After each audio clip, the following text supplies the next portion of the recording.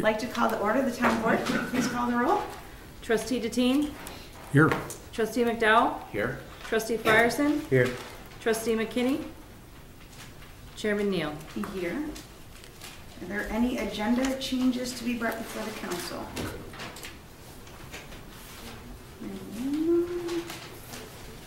Would it be an agenda change for not approving the minutes? I think when you make the motion, you just say excluding the... Okay. So item 4 is approval of the minutes of the regular meeting held October 16, 2016 at 6:30 p.m. A special meeting held on November 1st, 2016 at 6 p.m. And I would request that we hold off on the approval but not release of the closed session minutes of the meeting held at November 1st, 2016 at 6:02 p.m. Is there a motion? Make a motion that we approve the meeting, our regular meeting on October 16th. And that's it. Is there a second? Second. Any discussion? Clerk, please call the roll. Trustee Deteen? Aye. Trustee McDowell? Aye. Trustee Frierson? Aye. Chairman Neal? Aye. Item number 5, special presentation by Harris Policy Labs. Come on up, Clerk.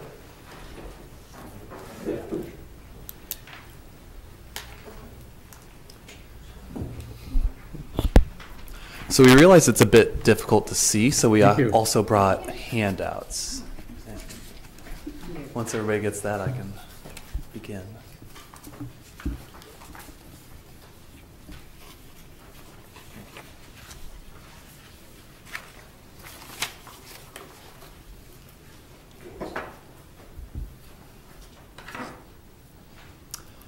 So hello everyone, my name is Corey Hushok, and I'm here with my colleagues from the University of Chicago's Harris School of Public Policy. With me today are Daniel Gold, Rachel Kupfer, who has been so nicely handing out our slides, also Hannah Bent, and Elena Koo, and Professor Paula Worthington, who is our faculty advisor for this project.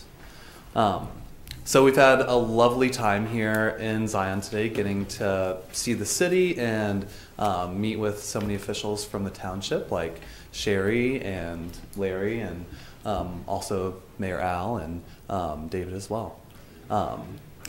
So I suppose on the next screen. So I'm here to just give you a brief introduction to our charge and the sort of processes that we've been going through. So we are graduate students at the University of Chicago studying public policy as part of our professional degree program. And what we're doing is we're doing a 10-week project to try and provide you with comprehensive, fair, third-party, impartial analysis of a possible consolidation of Zion Township.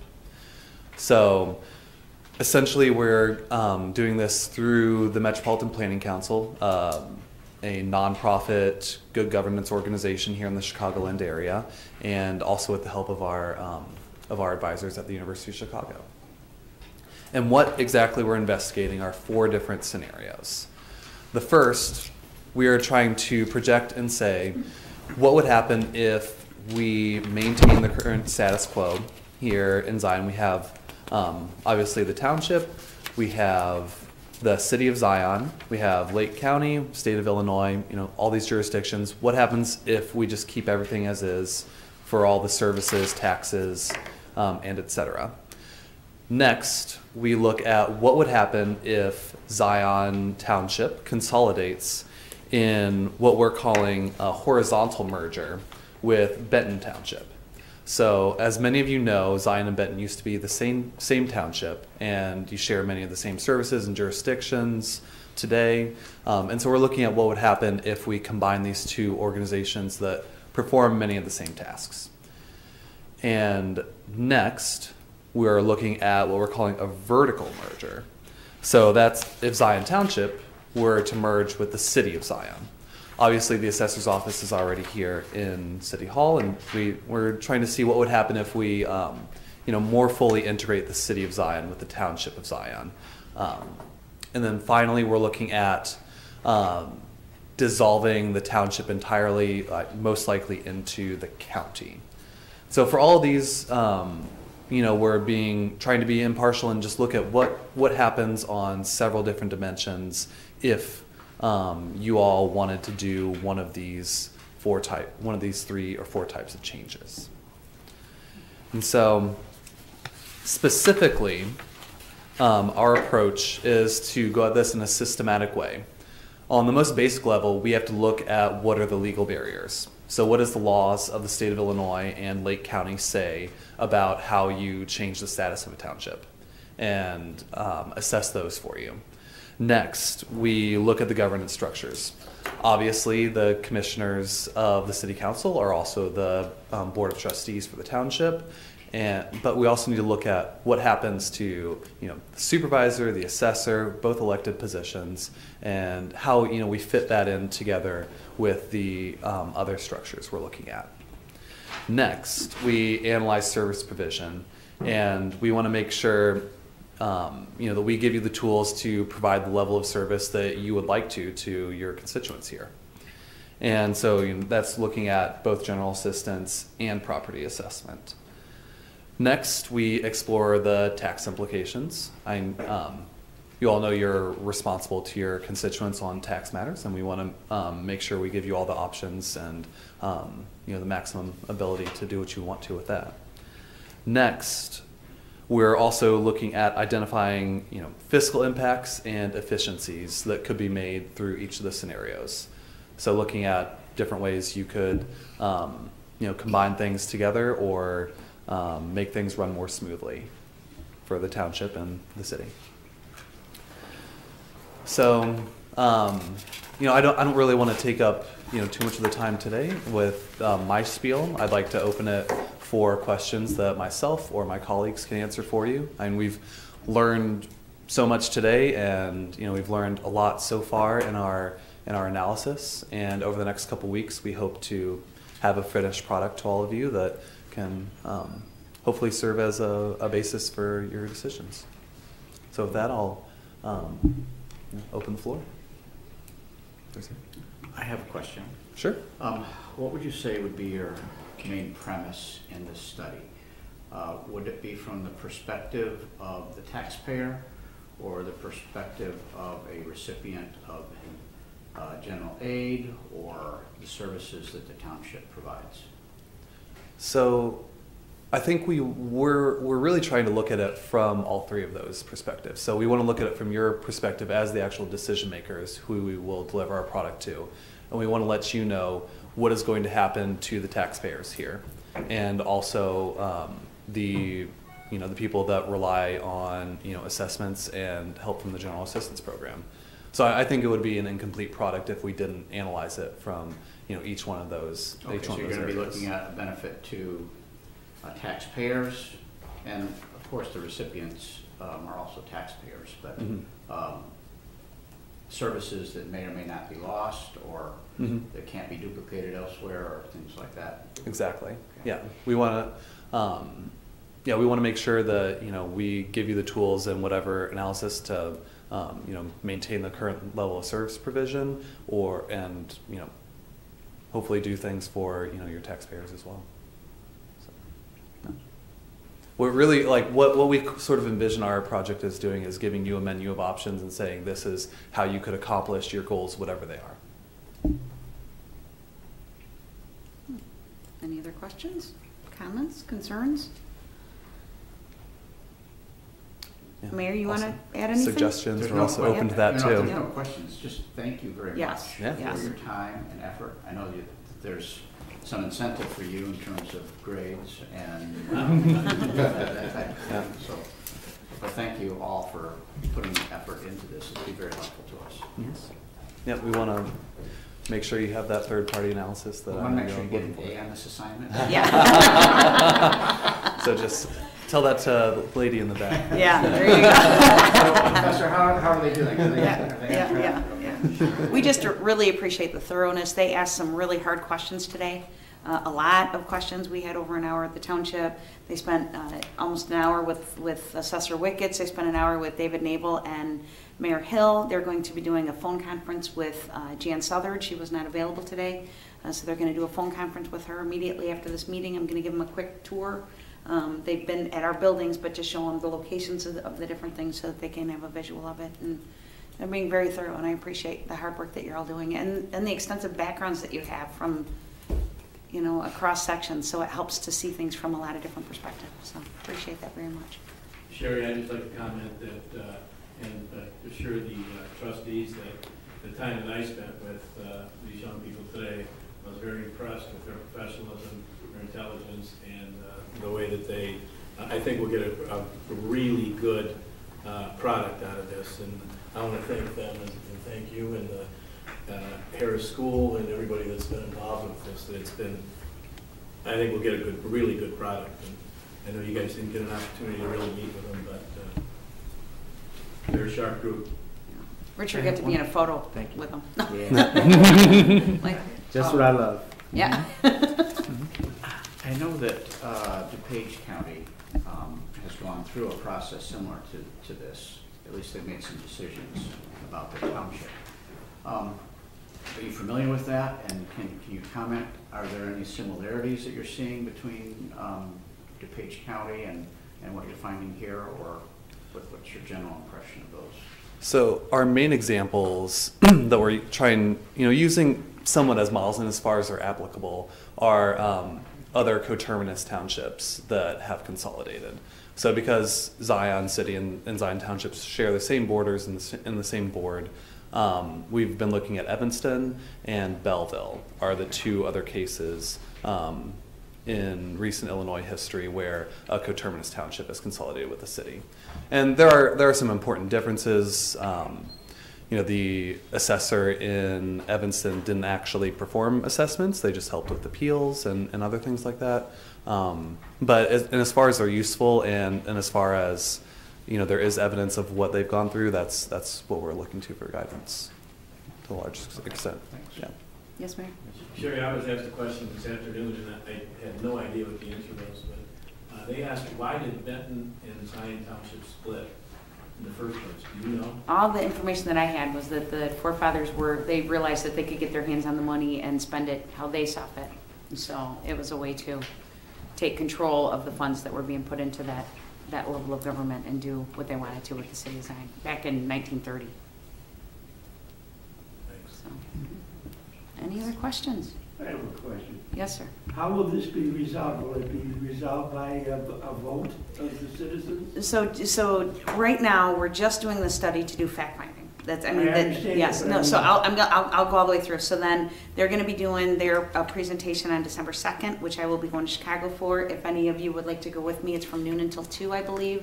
Location to be determined, correct?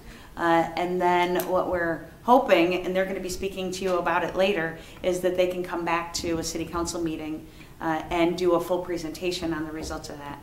Once we have that, then we have to look at it, because no matter how good their information is, there's going to be some things that's like, yeah, you know what, that's not exactly right, and we need to tweak it and boil it down, and then we'll sit down and go through that information and decide, so based on the information, what's the best next step? What more information do we need to get? What really won't work? What's the legislation that blocks us? What do we want to do next? So, but before anything could happen, I believe that it has to be a referendum, that the voters have to decide whether they would want it to happen or not. But this board gets to decide if it goes to a referendum or not. Thank you. You're welcome. Thank you for asking. Any other questions? Thank you so much. I really appreciate working with you. So. Yeah. Thank you all. Thank you. Mhm. Thanks, guys. Good question. Okay. Are there any citizens' comments this evening? Hearing none. Item 7 is to authorize bills for payment. Trustee Deteen. Yes, ma'am. I had an opportunity to review the bills, and I had a chance to talk with Sherry about a couple questions I had that were quickly resolved. So as a result of what I've done today, I would respectfully request that the board pass the bills for $57,784.60. Thank you very much. Is there a second? Second. Any discussion? I just want to start the discussion. Trustee Frierson, we're looking at your financials. When I look at the financials, and it ends up, I numbered them, so it ends up being on page 5. Okay. Our numbers aren't the same. I have it in here as registered. I'm just going to show you. Because I was looking at your financials earlier. Okay. So maybe it was, yeah, let's take a look and see what that was from before. That's still something. We don't have a business manager right now, so we've been, we were a little concerned with a couple of the numbers, and we have some notes to be able to check those out, but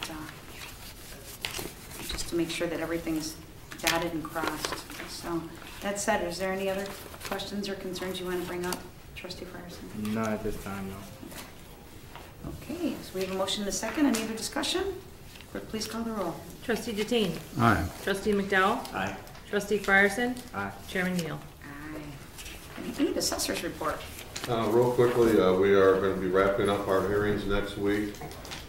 We have close to 600 hearings this year. December 22nd is a full day of hearings, and I do have a scheduling conflict on that day, so the office will be closed on December 22nd.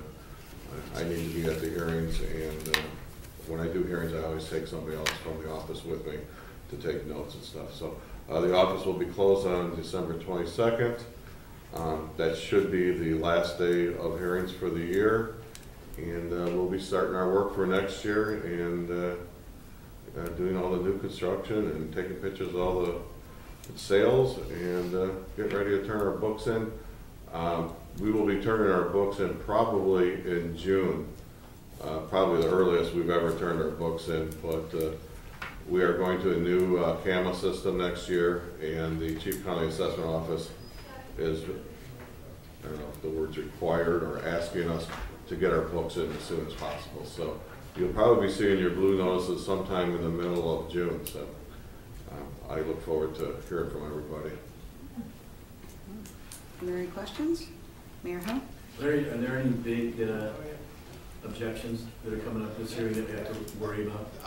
No, not really. We did have a large piece of land in Trumpet Park that was valued as industrial or commercial, and they were smart enough to go ahead and plant some crops on it. So it's going to go from commercial, which is about $100,000 an acre, to farmland, which is about $600 an acre. But they've got crops out there, and I walked the property myself, so that's probably one of our biggest loss. Where is it? If you pull it at the end of 9th Street, you take a right where FedEx is, right across the street. There's probably a good 10 acres there, which is probably valued around $100,000 an acre. But since they found the loophole, or I shouldn't say loophole, they found a way that if you farm it, you get farm value on it. Who owns it? I don't know, I can't remember. But I went out there and walked the property, and there is soybeans out there. So that's going to be Smart. it's one of those things. But that's about the only piece of property we lost a lot on. Thanks, sir. Any other questions? Okay, thank you, Assessor. Item 9, Supervisor's Report. I have the standard items, our Zion Township monthly report for you, as well as to share with you. We've been working on LIHEAP applications. We have an open process from 2 until 4 o'clock every Wednesday.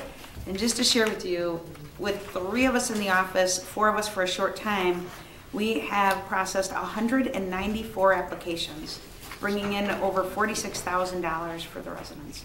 So I'm really proud of my team. I mean, it is like a well-oiled machine getting everybody through with that process and getting that happening. But just really grateful that I have a team that's willing to work so hard to make that happen. Also want to congratulate, we had the Sign Button Leadership Academy. graduation last Sunday, and Jaquanda Nelson and Colette Davis have done an incredible job of taking over and running that, as did Trustee Frierson with doing the curriculum for this year's group. So we have just we actually have a graduate in the audience, Jacqueline Holmes. So congratulations, Jack. And so it was a really good time. The ELF network is underway. We have 50 families that have been identified that we are going to be wrapping with services from Christ Community Church and Zion Township and Love Inc. and Santa's Helpers and the CAP Finance class. So that's coming up within in a couple of weeks, right after Thanksgiving. And then I also want to congratulate Congdon's Funeral Home. They were the winner of the Corporate Community Spelling Bee this year. So I think this is the second time they've won it. Last year, I believe it was First Midwest Bank that won. This event is for adults, and it's all teams of 3. And it is just such an incredible community event that Christine Wortman started. I just shout out to her, and just to remind everybody, they have the date for next year. I think it's November 2nd. So start getting your team now and practicing spelling, because the competition's getting steep. Harris Policy Labs can always bring a team up and see if you guys can win. It's a traveling huge trophy that you take with you. And then there is the cheerleading team. The Queen Bees of Zion Red Hat Society, representing Senator Melinda Bush, took it home this year, so they get a pizza party this summer for that. So it was very good. And so I also felt really led this week to share something with everybody. So I wrote a statement so we could be out of here early, or on time at least. And so if you would just give me a moment to share this. This presidential election made me not want to vote, literally. I actually went to vote and I couldn't do it. I went back a few days later, deciding not to focus on the presidential election. Instead, I focused on all the others running for office. I was taken back to realize that for every single office, I was able to confidently vote for the person that I believed was the right person for the job. And I felt deeply grateful that we get to vote, that we have such incredible people willing to run for office, despite the stigma of being an elected official. Last month, there was an assassination attempt on my character. I cannot tell you how humbled and deeply grateful I am that when tested, I've passed with flying colors. Having this board and the community's trust means more to me than anything. I have to believe that the vast majority of those serving in elected office hold that same value. It's crazy how, as a society, we focus on the tiny percentage that make the rest of us look bad. The tiny percentage of the black community that give the black community a bad name. The tiny percentage of police officers that give the police officers a bad name. And the tiny percentage of the elected officials that give elected officials a bad name. We're so focused on that tiny percentage that it clouds the truth. The key for all of us is accountability. The truth is that almost all of us deeply want a better community. The truth is that almost all elected officials are sick about how high the taxes are in our community, but we don't have the answers for how to lower them. The truth is that systems were put in place that created mathematical expounded equations that have us now in a chokehold. Those practices were put in place to care for people, not realizing the compound effect it would have on us all. As a society and a community, we have been focused on the problems. It's said best in the Big Book of Alcoholics Anonymous. When you focus on the problem expands. And when you focus on the solution expands. I challenge every person in our community to start focusing on the outcome we want. What kind of a community do we want? How do we make it happen? What baby steps do we need to take to make our community a community we can be proud of? The reason I reached out to the Metropolitan Planning Council and brought Harris Policy Labs in was because I deeply want to do what's right and what's best for our community. I can't know what's right and what's best without facts. So I'm grateful that you guys are here to help us, to begin to get answers to what's the right and best thing to do. But here's my challenge to you and me. Answer this question. What can I do to make the community better? What can be my part? What baby step can you take today to make our community what we dream of? I found a file from 2002 where I wrote about a dream of mine to make the zinnia the Zion flower. Okay, granted it isn't something big like lowering taxes or solving poverty, but it's something that God put on my heart to do. There is so much rich symbolism in the zinnia that represents our community. And Lord knows we can never have too much color and beauty, right? So I promised myself that I would work on this to make it a reality, to make the zinnia the Zion flower. I started an online petition with the video that I posted on Facebook. I don't want to do this unless other people agree with it though. So if you're willing, sign the online petition to support this effort and then grow them this summer. I'll hand out all the seeds you want at the township. I've been deadheading all my zinnias for the last month to make sure we have enough seeds for everybody. Together, we need to stop being victims for our lives, to our city, to our world. We can instead start taking steps to making it better.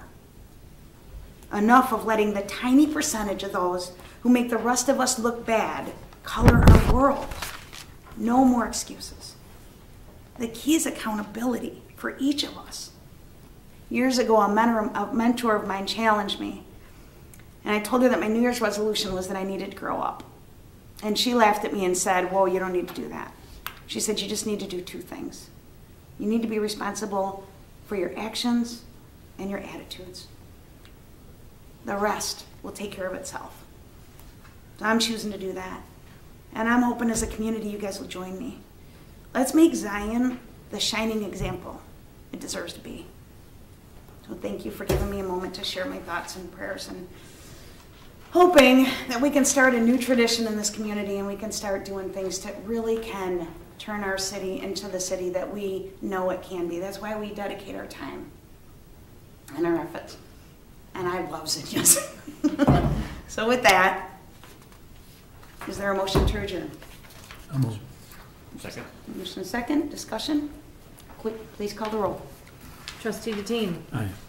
Trustee McDowell. Aye. Trustee Firesen. Aye. Chairman Neal. Aye. Meeting adjourned. Thank you for that. That was great.